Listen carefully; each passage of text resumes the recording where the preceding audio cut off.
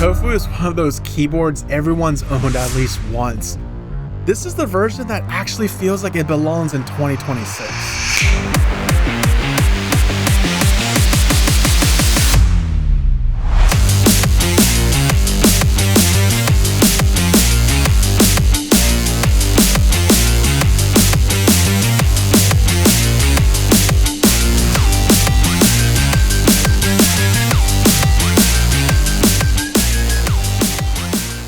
Everyone, welcome back to Scoop Bar. Today we're looking at the Tofu65 3.0, the latest 65% from KBDfans, and yeah, this isn't just a refresh. This is a full rethink of what the Tofu line is supposed to be now. And the TLDR, this is a dual mount board. You can run it top mount or PCB gasket mount in the same chassis. No adapters, no weird compromises. The case is fully CNC machined aluminum, and you can choose between sandblasted anodized finishes or a fine E-coat if you want something more matte and smooth. Bottom cases come in aluminum, copper, or stainless steel, and on top of that, you can add internal weight bars and matching metals if you want to tune the heft. Layout support is solid, one key, one keyless, HHKB, ANSI, and ISO. Typing angle is 9 degrees, and the front height sits around 17 millimeters, which gives it a low, comfortable stance without forcing you into wrist rest situation. Price-wise, the base kit starts at around 130 USD, and a more typical build, say with a copper weight, lands closer to 190 USD. Pre-orders run from late January through February, with delivery expected end of Q2 2026. Before we go further, quick moment. Scoop Bar is a passion project run by me and my good friend V alongside our full-time jobs. If you enjoy this kind of no-nonsense keyboard content, a like or sub genuinely helps. It really goes a long way. The affiliate links are down below if you want to check out pricing or configuration. Alright, let's get back to the board. KBDfans doesn't need much introduction at this point. They've been around forever. And this project was led by Wei, who's been steering a lot of their recent design updates. Availability is global, US, UK, Korea, EU, so you're not locked into one region or a vendor. PCB options are where things get interesting. Wire PCB is 1.6mm FR4, VM valve support, so easy remapping and no drama. Dual mode PCB is wired and wireless using ZMK with a 1000 mAh battery, and they're claiming over 6 months of battery life in real use, and so far my testing, it's lining up to be about that. Also, nice touch here. Firmware files are uploaded directly on the product page, so you're not hunting through Discord or GitHub repos at 2 AM in the morning. The entire design revolves around flexibility without clutter. You've got a dual mount chassis, PCB gasket mount if you want something softer or more cushioned, top mount if you prefer something firmer and more direct, or you can add silicone tabs to the plate that makes this an isolated top mount. The bottom case features a bold exposed rear accent that splits a USB-C cutout. That detail alone makes a two-tone build look intentional instead of gimmicky. Inside, KBDfans baked in silicone force brake pads. These isolate the top and bottom halves and shut down any metallic pings right out the box. They also include Teflon pads and silicone dampeners to decouple the plate and calm things down even further. Mount specifics here. Gasket mount is softer, controlled, and works great even with a solder PCB for plateless builds. Top mount mounting points are positioned away from the spacebar, which helps avoid that hollow thunk that a lot of top mount 65s suffer from. Silicone spacers make installation smoother and reduce resonance. Build experience is something I really appreciate about the 3.0. 4 screws on the bottom and that's it. Flip it over, remove them, and you're inside. No hidden fasteners, no guessing. The magnetic daughterboard uses pogo pins instead of a JST cable. It snaps in, flexes independently, and just works. Hardware bags are labeled, assembly order is obvious. There's also an online configurator where you can preview color combos, weight options, plates, PCB, foam, and even wrist rest while watching the price update live. Visually, this is still a Tofu, and that's a good thing. Clean rectangle, thin bezels, no loud logos. The new bottom wedge gives a bit more of presence without turning it into a spaceship. The machine bottom pattern adds texture and hides fingerprints better than glossy finish. Branding is minimal, just a small internal marking on the cover plate. Color matching is where this shines. You can mix top and bottom colors, choose matte or texture finishes, then throw in contrasting metal weight because let's be honest, shiny metal is fun. At 65%, it's also easier to pick up and move around than larger Tofu Tofu variants. A few honest notes. Corners can feel a little sharp. Light color bump-ons will look better in certain case colors, so a dark and light bump-ons to be included would be nice. The wrist rest has a removable wood accent, which some of you might prefer a solid color instead of a dual tone. Add force brake tape to the wrist rest screws to avoid metal on metal marks. Now, none of these are deal breakers, just things you'll notice if you're picky, and if you're watching this, you probably are. This board actually has two mounting styles that both sound good in my opinion. With the aluminum plate, the gasket setup hits a really nice balance, soft enough to absorb impact, but still lively, not mushy or dull. Top mount is brighter and a bit more resonant out of the box. Neither mounting style sound hollow or have any pings. Now, some plate notes. Aluminum is bright and controlled, great spacebar consistency. PA's got a bit more flex, better in gasket than top mount in my opinion. Other options are FR4, PC, and carbon fiber, all there if you want to further tune your sound and feel. Big one here, foam isn't required. The case sealing and force brake system do enough on their own. Foam kits are optional, not mandatory. Overall, typing feel sits right in the middle. Comfortable for long sessions, stable under your fingers. This isn't a trampoline board, it's a daily driver that doesn't get boring. This is for enthusiasts who want a flexible 65% without diving into boutique pricing. Anyone who values clean design with real configurability. It also hits a strong middle ground between cost and features. Who it is not for? If you're chasing the deepest, most dense sound possible, heavier copper focus boards will still win out. A few practical reminders. Handle corners carefully during disassembly. The USB-C port depth is forgiving, so most cables will fit just fine. Don't over tighten the daughterboard screws because they're Phillips and can strip easily if you over tighten. Peel the adhesive feed slowly so the glue stays put. My recommended build: aluminum top and bottom, stainless steel weight, dual mode hot swap PCB, aluminum plate, battery, roughly 202 USD, and around 1300 grams unbuilt. There's something about this wedge design. It's a little brutalist, a little restrained, and it works. More than anything, it feels like KBDfans is listening, refining, and tightening everything that used to be rough around the edges. If you find this helpful, links are in the description, and I appreciate you